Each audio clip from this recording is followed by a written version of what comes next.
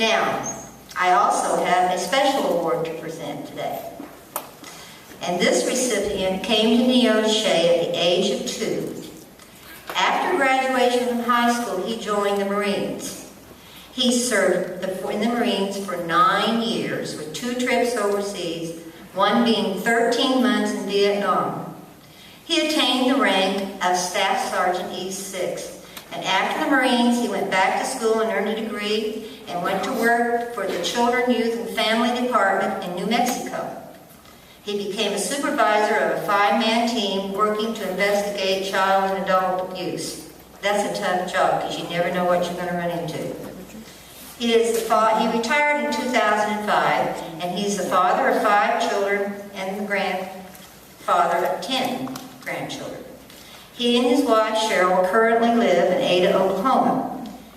He is a faithful Jehovah's Witness, so he was content to live quiet and a peaceful life. However, one morning, last September, as he and his wife pulled into the parking lot of a medical clinic, he noticed that 2 men were beating up on another gentleman in an effort to hijack or carjack his car. In an age where you hear about people just standing by and watching somebody else get beat up, this 68-year-old man went to the aid of his fellow citizens. And in the process, he was badly beaten and shot. The 2 attackers escaped and were later captured. Our recipient was airlifted to a hospital in Oklahoma City.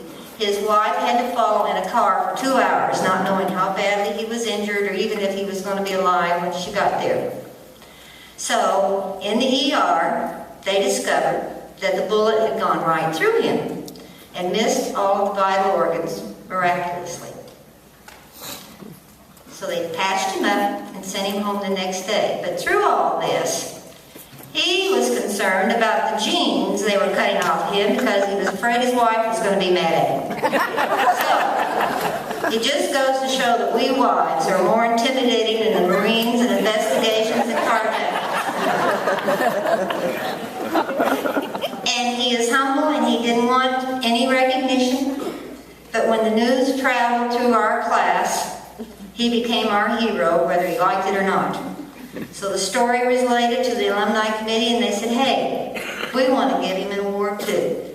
So I would like for this time for our own Jim Cunningham, on behalf of the Alumni Committee and the 61, to come up and give this.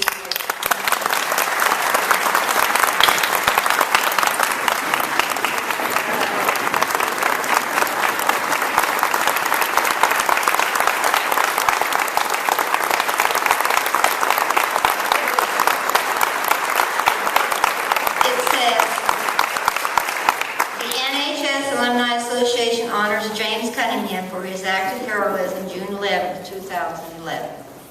And we're glad he's here today to be with us.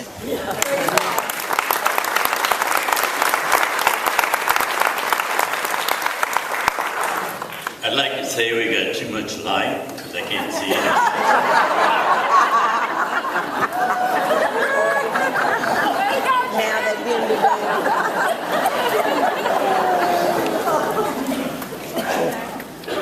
What was funny about all this, really not funny, I mean, I'm glad to be here, don't misunderstand.